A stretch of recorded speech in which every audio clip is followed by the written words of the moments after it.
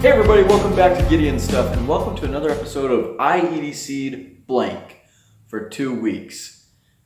Maybe I need to get some kind of theme song, some intro set up for this series, because this is a series I really enjoy. You can check out the whole playlist on my channel. We've done all kinds of cool stuff, but yeah, maybe get a little theme song going, cool little intro. Maybe I'll do a stupid dance, because I know that's what you all want to see. Nah, I'm just kidding. Anyways, today's topic of discussion is slip joints. This is the slip joint that I'm currently carrying right now. I carried slip joints for 2 weeks. We're going to talk about my experiences, my thoughts, and whether or not I think this is something you should do. Before we get into that, I'm in my garage. Normally when I do the I EDC blank for 2 weeks, I try and do it outside somewhere pretty where we've got some scenery and stuff. But due to the unfortunate circumstance of being busy, I didn't have time to really do that today. I've got time to film today. I'm working around the house, so we're going to be doing it here. So I apologize if you guys missed the pretty scenery, but hopefully whatever I played for the intro of this video scratched that itch at least a little bit. Another thing I want to talk about is this video has actually been many months in the making. So originally I planned on doing this video 6-7 months ago when I was reviewing the Steel Wheel Solus Light, because I did carry that knife exclusively for quite some time, and so I started carrying some of these other slip joints, and I was going to do this video back then. Things got busy, shit happened. I ended up not being able to film that video. I still had my notes, some of the stuff that I'd written down, but when I did have some time and I decided that I was going to make this video happen, I decided to kind of back up again and redo at least part of the carry. So for the past week, I have carried nothing but slip joints, and I've had a lot of fun doing that. We're going to go ahead and jump right in. First, let's show you guys the knives that I carried. Alrighty, so let's go ahead and take a closer look at the knives that I was EDCing for this video. Starting with the Rough Rider Swell Center Whittler. This is one of my favorite slip joints of all time. I do have a full review of this knife. It's an older video, but you can definitely check that out if you want to. Very traditional look, although this is not necessarily a strictly traditional pattern. And we're also using some more modern materials. We have micarta scales. Very beautiful scales. And we have D2 blades. So a little bit of an upgrade there from some of your more traditional things. We have a large spear point blade. We have a smaller pin blade. And then we have a coping blade, or a small Wharncliffe. Walk and talk on this thing is absolutely incredible. This one has the snappiest action of all of the slip joints I carried, and one of the reasons is because this blade locks up against 2 back springs, which is kind of awesome. Brass liners, brass pins, brass shield. And this knife, something I really like about this one is it has this flat area here where I can grab the knife and it won't close on my fingers. So that's really a feature I appreciate. Coffin style handle, very comfortable. This is a hand filling knife. This is a large slip joint. We'll bring out the Solus, just compare against real quick. And actually we'll bring out the case too. You can see here, yeah, it's a fairly large slip joint knife, but that's kind of cool, makes it unique. I carried this one in a knife sheath, or a pocket sleeve. This one right here, this is actually from Tuya. Not the greatest pocket sleeve, but it works, right? So there is that one. I like that knife a whole lot. Next, let's go ahead and talk about the Solus Light. This is the newest addition to my collection. Love this knife. I do have a review of this one out as well. You can check that out. It's a more recent video. Well, it's 6 months old or more by the time you're seeing this. But this is a really cool knife. I love this knife. It's the most modern slip joint that I carried for this video. The design is kind of, I don't know, I call it neoclassical. I could definitely see a design like this being present 100, 150 years ago, but this is definitely, got some modern flares. We have a fuller for grabbing that blade. I really like that. The walk and talk is good. Nothing really to complain about. It has Real Steel's kind of 3/4 stop. I do like the black with the bronze accents. This has a pocket clip, which is really awesome. I loved that feature. It's a good clip too, but really nice to have a pocket clip on a slip joint. That's kind of one of the more modern features of this knife. D2 blade, G10 scales. This is the most lightweight of the ones that I carried. Basically, these scale is just a G10 and the back spring. There's no liners or anything, so yeah, very lightweight. And this is a, I believe that's Poltergeist's, yeah, maker's mark. So very, very cool. In hand, very comfortable knife. Great for your utility cuts with this very clean, flat ground Wharncliffe blade. Very cool knife. I highly recommend this one. You can find these for less than $30 on Blade HQ and other places, so definitely check that out. Next up, let's go ahead and get the cases out here. So neither of the cases that we're going to be looking at have half stops, but the spring tension on the blades is very good. I do prefer half stops, but these are okay, right? So here is our Trapper. This has the yellow Delrin handles, kind of a very classic case styling. We have a clip point blade and we have a spay blade. This one just happens to be the carbon steel version, which is very cool. Stainless steel bolsters. It's a Trapper design. Everything you know and love about a Trapper is present here. Very good ergonomics on this one. Very sleek, beautiful, beautiful little package. I like this knife a whole lot.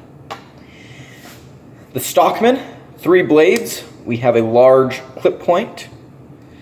We have a small spay blade. And then we have kind of a medium-sized sheep's foot. Again, very similar action on this knife. The main blade does have the strongest pull, but the other ones are no slouches either. Very, very beautiful Kieranite scales. This is their patriotic colorway, which is really, really awesome. Stainless on these blades. The brass liners. Great fit and finish on this particular knife.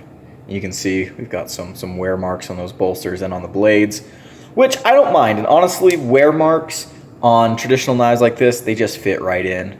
You know, get a little bit pocket worn. In fact, Case has a pocket worn series, but a little bit of love marks on a traditional pocket knife. They just add to the aesthetic. They make it look classier.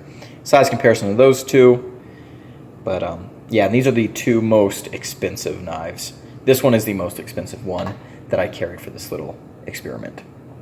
All right, now you've been introduced to the knives. Alrighty, I want to start off this conversation with one word: heirloom. Slip joints for a lot of people are kind of synonymous with heirlooms, and I think there's a good reason for that. Number one, just the fact that slip joints have been around for a while. A lot of people in history have owned slip joints.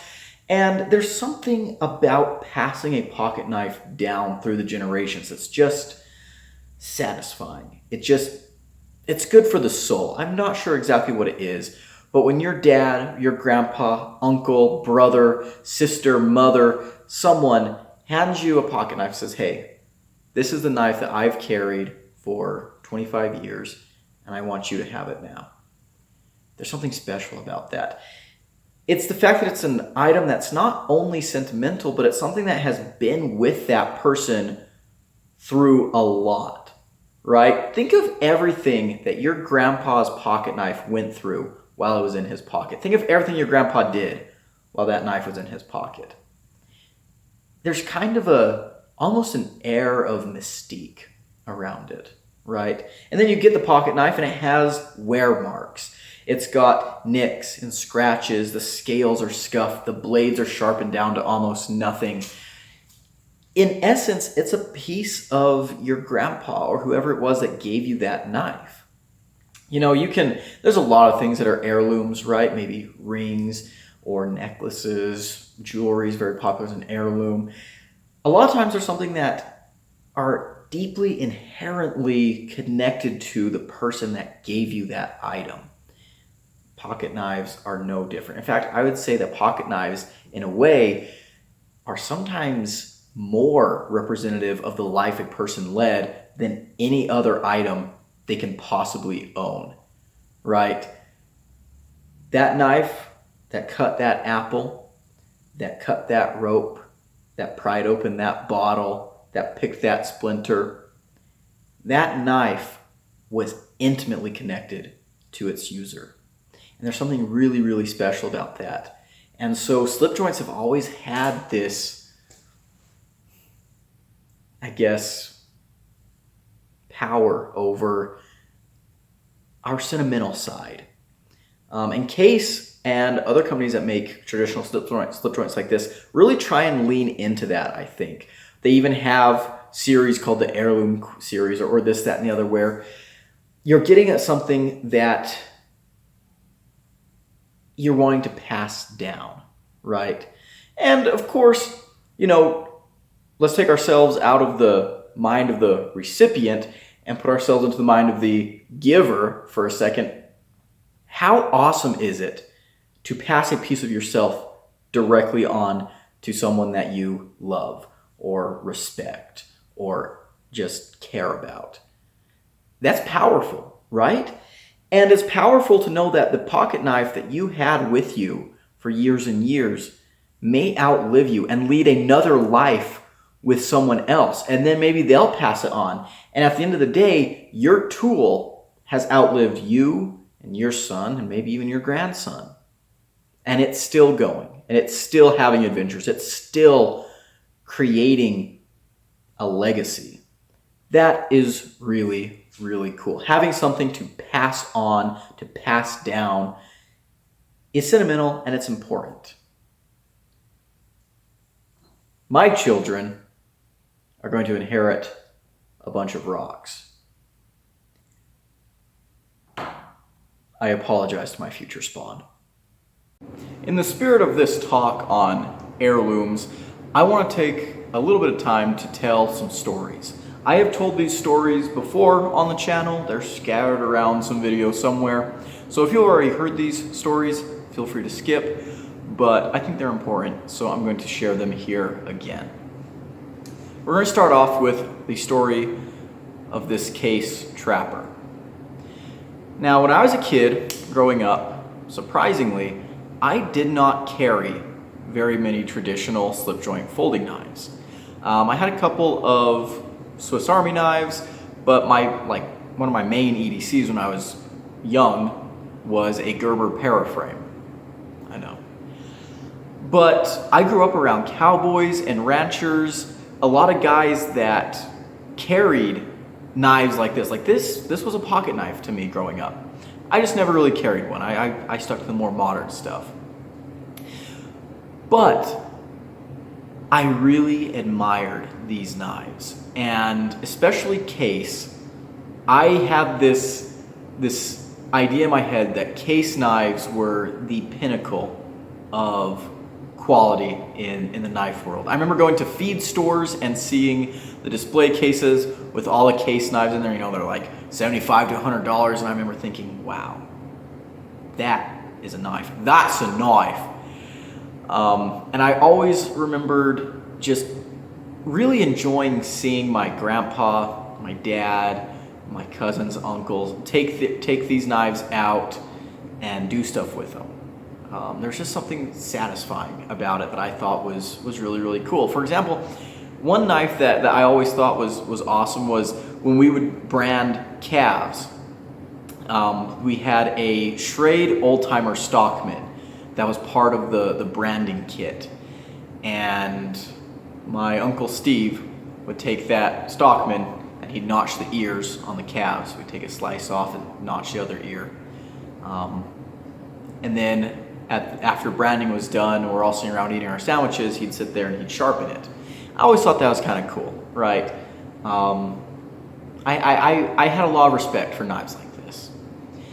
And from a very young age, the trapper was my very favorite traditional pattern. To this day, I'm not sure what it is about trappers that I love, but I love them.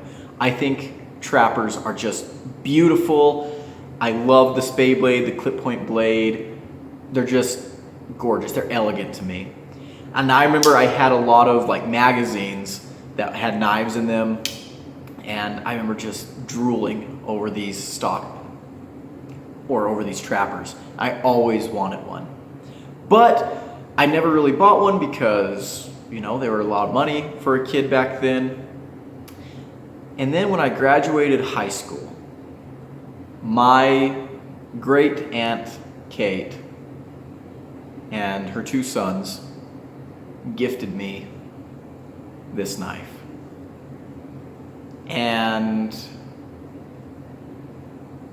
it meant a lot to me, and this knife means a lot to me because not only was it given to me as a graduation gift, but I thought it was really neat that a knife that I had wanted for so long, a knife that I thought was just beautiful, was finally mine. And it's kind of like, wow, how'd you guys know, right? How'd you guys know to get this for me?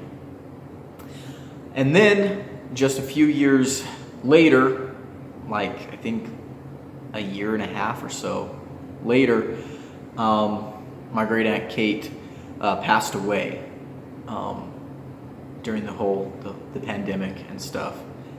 And she was a badass. She was a tough old lady, real pioneer spirit. I remember seeing black and white pictures of her standing out on the porch of her little house. Her husband worked in the mines. He was an operator. And her standing out there taking care of the boys. There's 3 of them. And there's a picture of the boys doing something. There's cows in the back. And she's smoking a cigarette. Got a whole pack.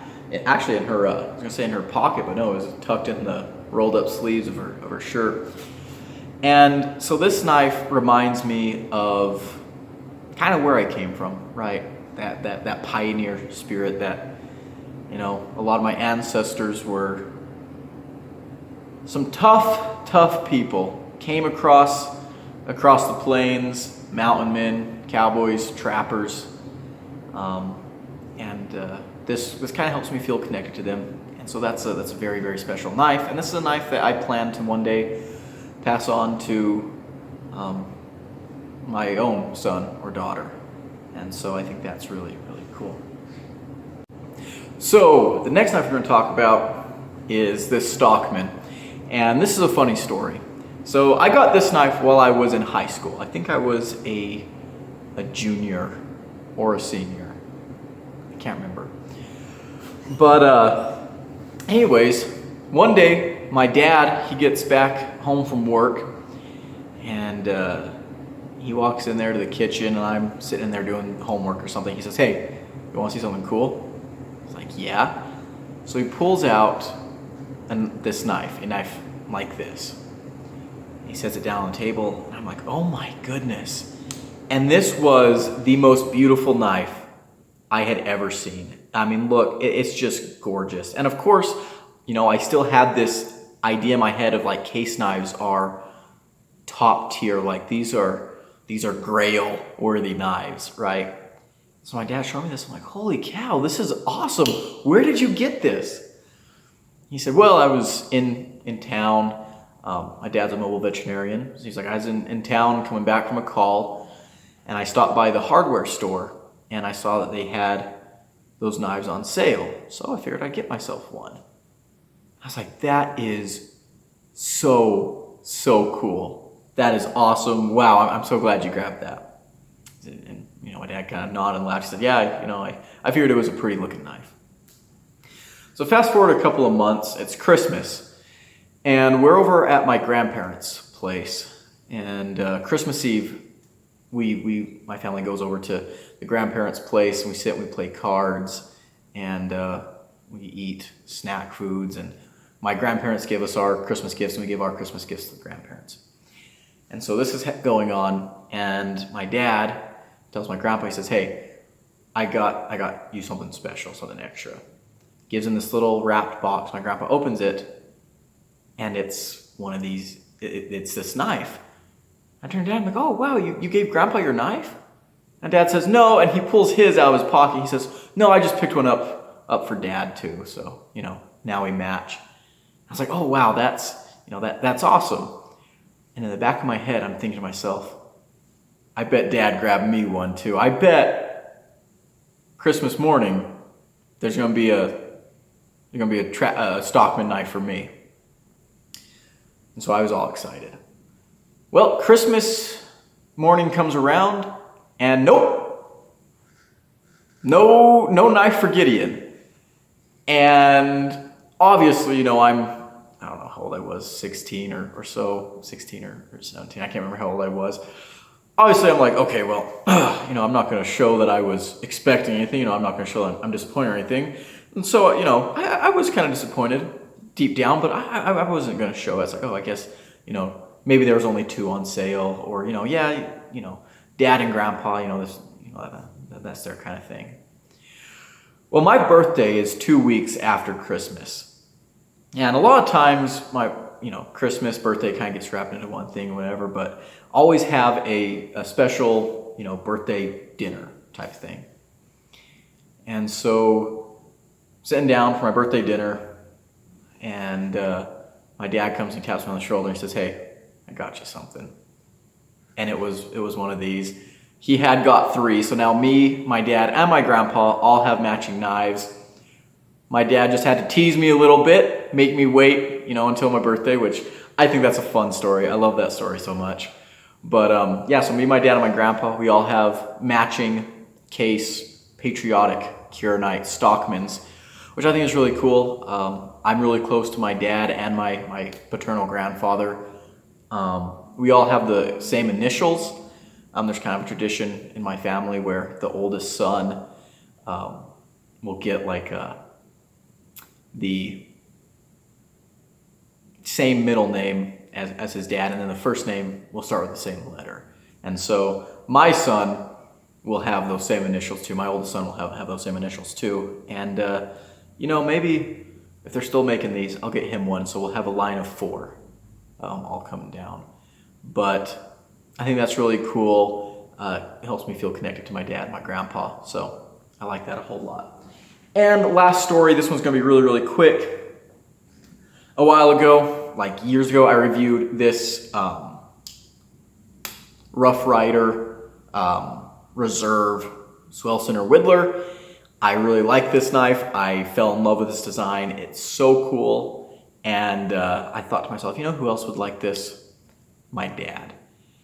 And so I got one for my dad too. So now my dad has one and I've got one, and they're pretty cool. So heirlooms, right? Slipjoints are excellent, excellent heirlooms. Okay, so all that sentimental mumbo jumbo, that's great, that's fine, that's all well and good, whatever, right? But we're here to talk about utility. That's what the Gideon Stuff channel is about. We talk about carrying and using these knives.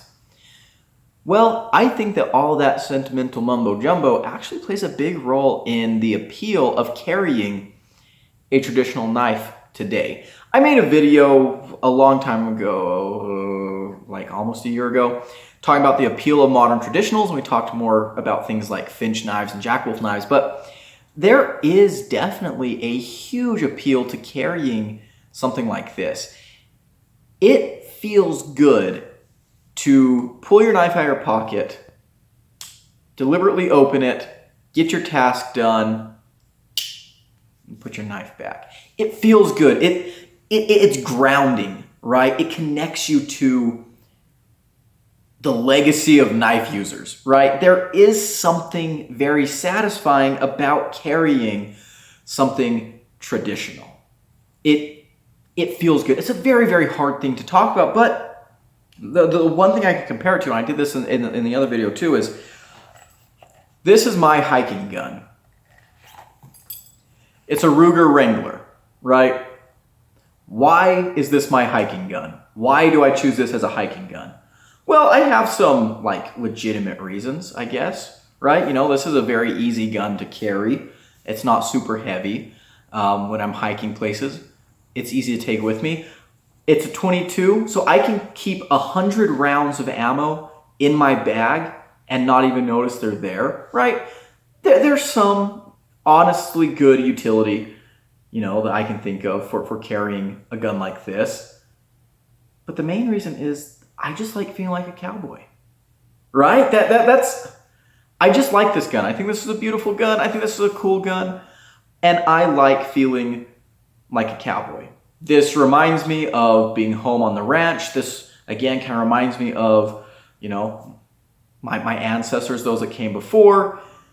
And that means a lot to me, right? It's not like I don't have access to more modern things, but I like the old school classic stuff, right? I like that vibe. I like cowboy guns. They're just really, really cool. And this extends beyond just my hiking gun. Like, I love my lever actions. I love my old-fashioned shotguns. I love that kind of stuff. Same thing with these pocket knives. There's just something classy and simple and just feels nice when you carry something like this. It just feels good. Okay, but what about actual use? What was my user experience EDCing Slipjoints? Did I feel like I was lacking? Did I feel like I wasn't carrying a knife that was up to the tasks of my everyday carry needs? No. The simple answer is no, right? Right now, I live in the city, right? I work at a natural history museum. Every single task that I needed to do at work was very easy to do with a slip joint. I do a lot of detail cutting, open a lot of packages, cut a lot of tape, cut a lot of borders on like plastic labels and things like that. So slip joints worked fantastically, not doing anything super heavy duty. But Gideon, I hear you ask, what if you're back home on the ranch? What if you're cowboying again? What if you got your old job as a cowboy back? That would be awesome. But I think I'd still be okay. And here's why.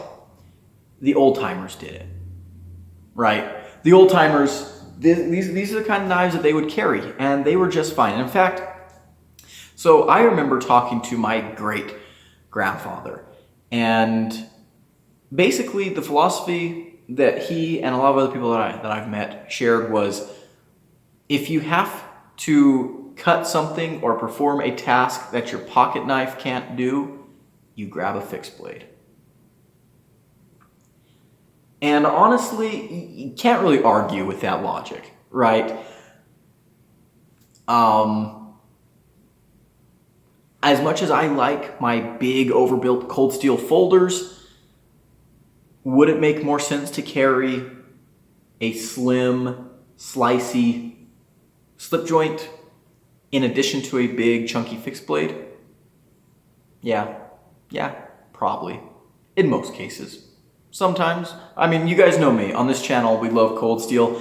I have argued fervently for the utility and usefulness of cold steel knives. I love cold steel. I have carried and used so much cold steel in some gnarly situations. But, you know, that is definitely a valid critique of, you know, your everyday needs.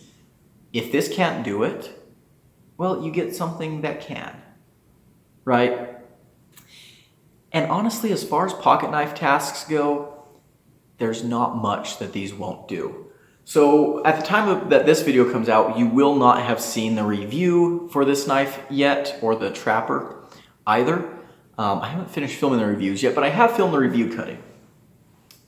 They cut amazingly. That is something that traditional knives excel at, is cutting.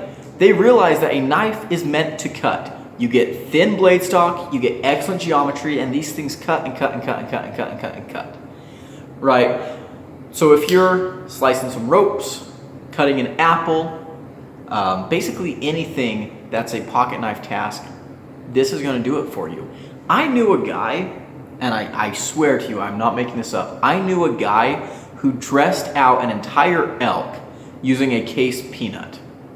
And he did this several times. Of course, he had a bunch of peanuts that the blades were just sharpened away on, but I mean, he got it done, right? Absolute mad lad. But for anything that is a normal pocket knife tasks, these are not going to only accomplish it, they're going to excel, and these might do better than a lot of like modern pocket knives, because these things are just slicey as hell. Slicey as hell. Which is a beautiful, beautiful thing.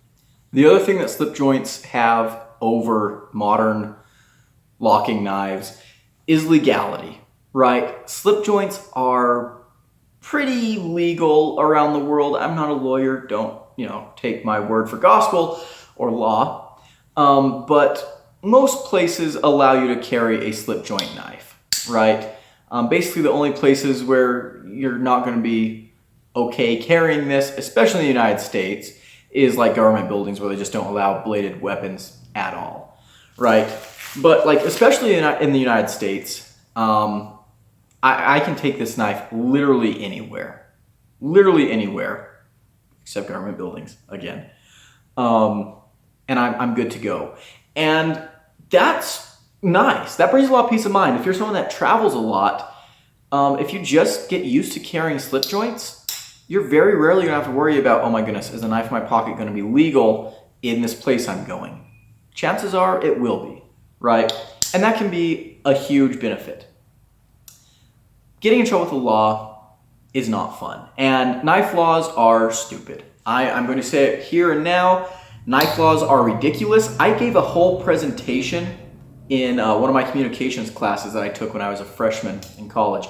I gave a presentation on how dumb knife laws are. And I need to turn that PowerPoint into a video and upload it here on YouTube. But one of my slides was literally labeled, "Knife laws are pointless," which I thought was funny. And one of my bullet points was banning a lock on a knife is like banning safety helmets on a work site. Something like that. And I agree, right? Pocket knife locks are a safety feature. But slip joints are very, very safe. They're very legal. Or I guess they're very safe from a legal perspective. They are very safe once you know how to use them and things. But yeah, this is just going to help you avoid any legal troubles. A lot of knife laws, I believe, only exist to give bad cops an excuse to throw felonies at people. But yeah, if you want to avoid that, slip joints might be the way to go. The other thing that slip joints do really, really well is they're not threatening, right? Now, I brought this knife with me because this is a pretty aggro looking slip joint, it's pretty, got some Batman vibes, it's a little Dark Knight. But this is not as scary to pull out in, again, like some of the circles that I'm in, right? Working in a museum, working in academia. Sometimes you don't want to be, like that can be scary to some people. And I already hear people in comments, oh, well, you shouldn't care what other people think. Oh, don't acquiesce to the sheep. Don't bow down to the sheep. I'm not, okay? I'm not. But it never hurts to just be polite. You don't want to be a dick going around your everyday life, right? Just don't do that. Don't do that. It's a lot less shocking to someone. You take a knife out, you open it with two hands, you cut your sandwich, you cut that rope, whatever, and you put it away. I have seen so many times where people have been turned off from pocket knives by people acting dumb. I've made a whole video about this, but one example that I remember was in a class that I took. It came up where we were working with, it was a biology lab, so we're working with some different plant samples and some bundles of equipment and things. Someone needed to cut some zip ties on a bundle of pipettes or something. I can't remember what it was. And they said, hey, does anyone have like scissors or a pocket knife? And before I could say anything, this kid, this other guy there, he gets up and he's like, yeah! Flicks out this big, scary looking M-Tech knife, makes a big deal out of it. And the person that was asking for help is like, oh, whoa, not you. That makes me really uncomfortable. You don't want to be that person, right? Now, she went and got some scissors from someone else and used to cut the thing, but here's how I would have handled that situation if Mr. Meathead hadn't beaten me to it. I would have, no matter which knife I was carrying, if it was a slip joint, it would have been, even better. Go over there and say, yeah, I've got a knife, let me help you out. And don't like brandish it in front of him. Take it out, very simply open it, get the cutting task done. And I've done this before. Most of the times people will ask, oh wow, that's cool that you carry a pocket knife. Oh yeah, would you like to see? Or yeah, this is a pocket knife. I find it super useful for, my day-to-day life. You should get one. You could use it. I've done that so many times, right? And it's very easy to do that with slip joints because people associate these with grandpa knives, right? Although ironically, my grandpa does not carry slip joints. He carries locking knives. He likes a knife lock. And we will talk about that in a little bit. I will say too, just kind of offhand, front flippers I have found really freak non-knife people out. Like really freak non-knife people out. Thumb stud or regular flipper tab, they might be like, oh, but they can at least understand. Front flippers for some reason, like you get a knife out and you go like that, it puts them on edge and it makes people go like, whoa. And it seems scary. And yeah, not sure where I'm going with that, but just something I've noticed. Front flippers can kind of be freaky to non-knife people. Okay, so those are some of the pros of carrying slip joints. They're heirloom quality in some cases.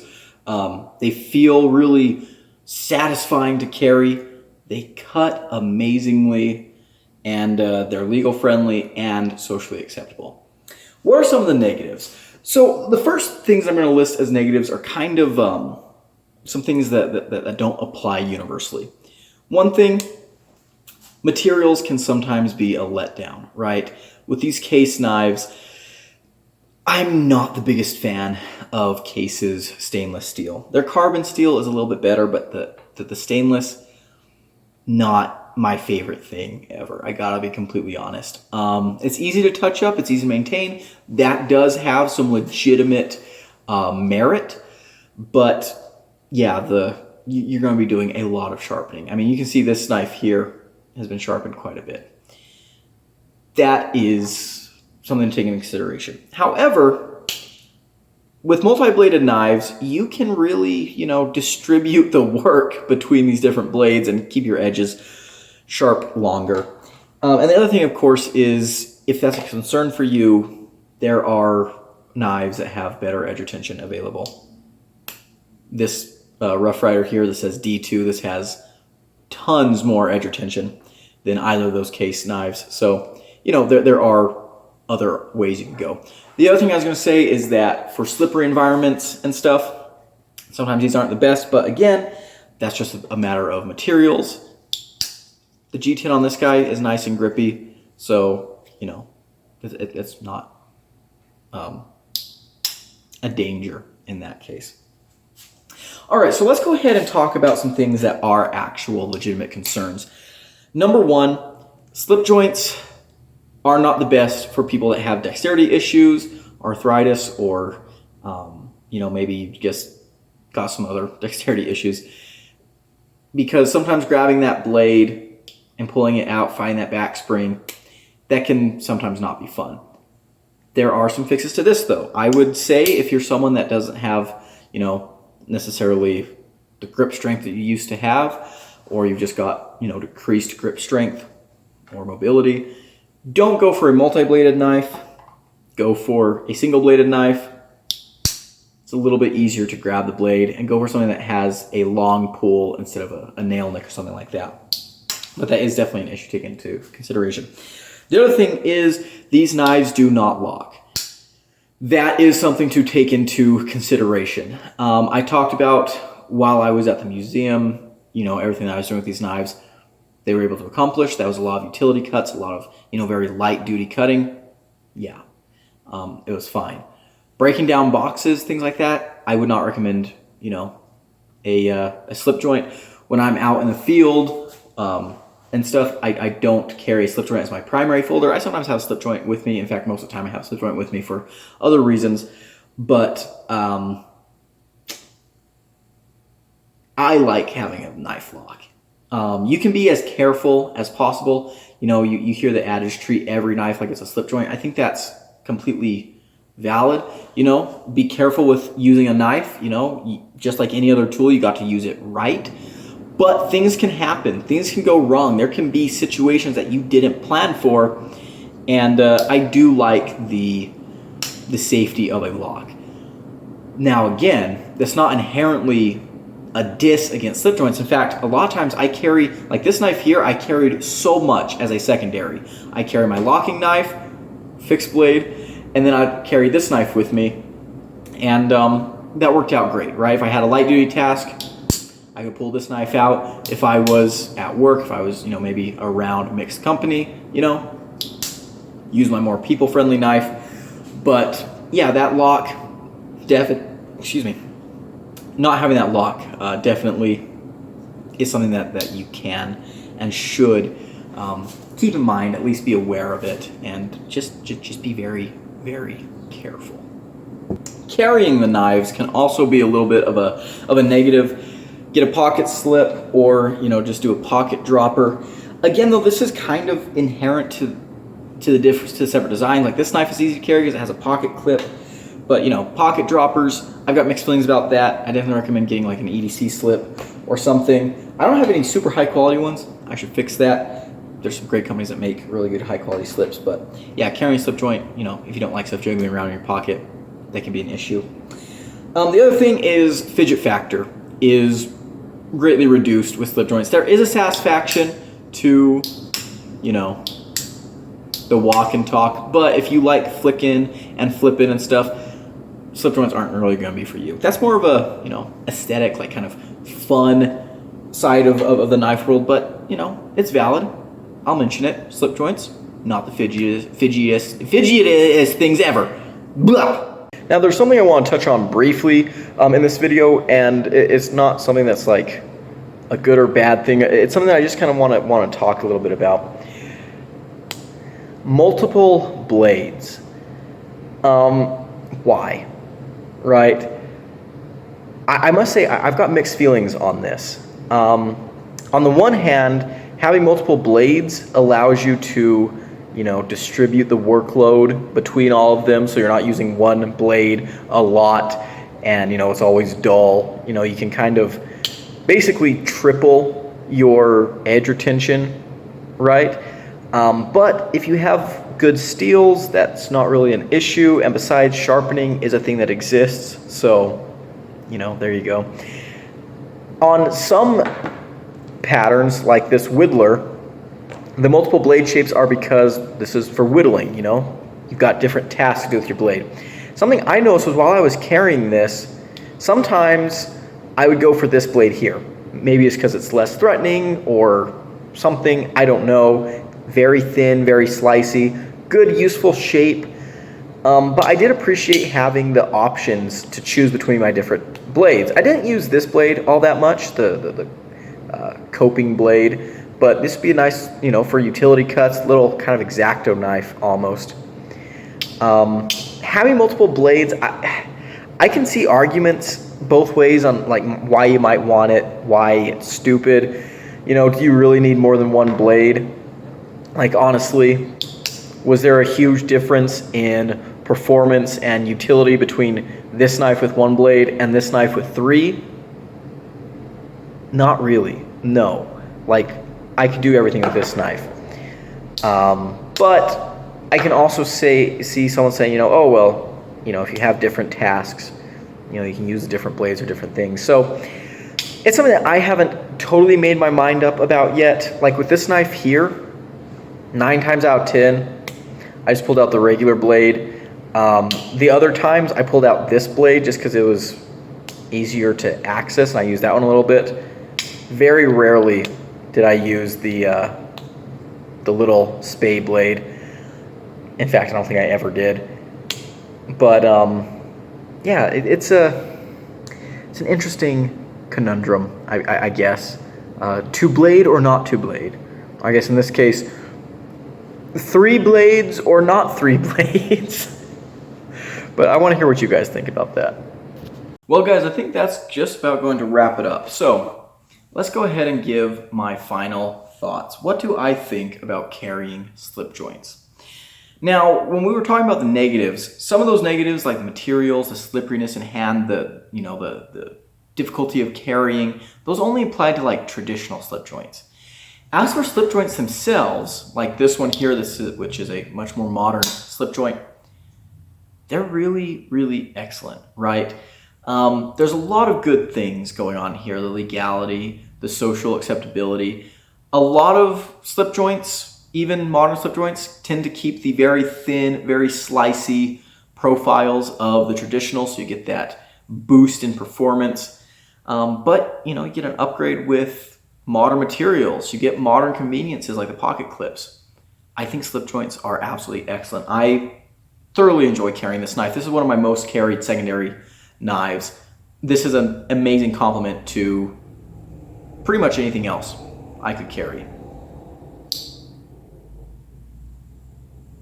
Someone just very loudly drove by my garage.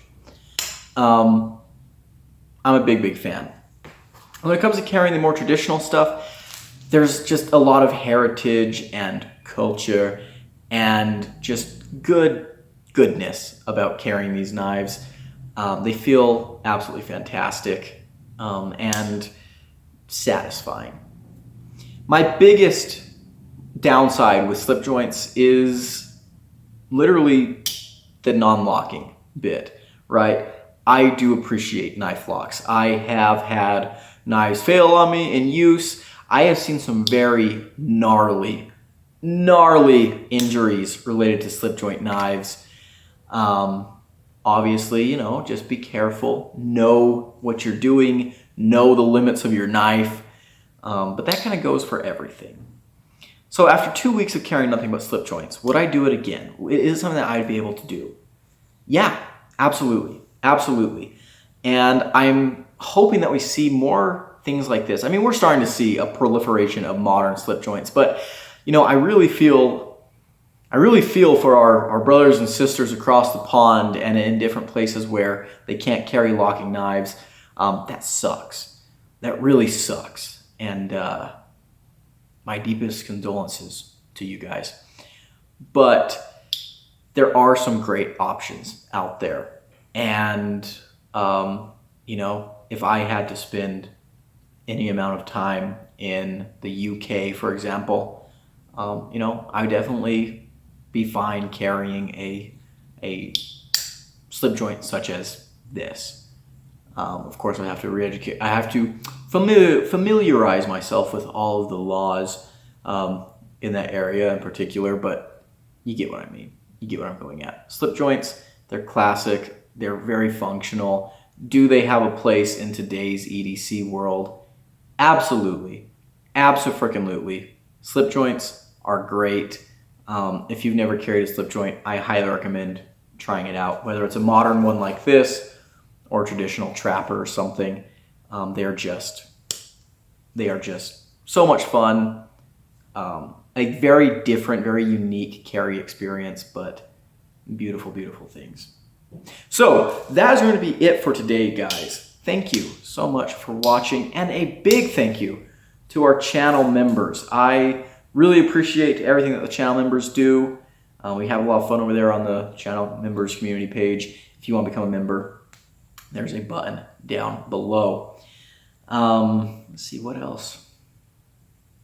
Let me know in the comments below, what is something that you want to see for our next installment of IEDC Blank for 2 weeks? Give me a genre of knife to carry, and I'll think about it. We might make that happen. Could be pretty fun. You can check out the playlist to see everything that we've done so far. We've done fixed blades, assisted knives, serrated knives, cheap knives, slip joints. You can check it out. You can check it out. We got a lot of fun stuff over there. But yeah, again, thank you so much for watching. If you enjoyed this video, leave a like, comment below, and subscribe. I've been Gideon. I'll see you in the next one. Adios.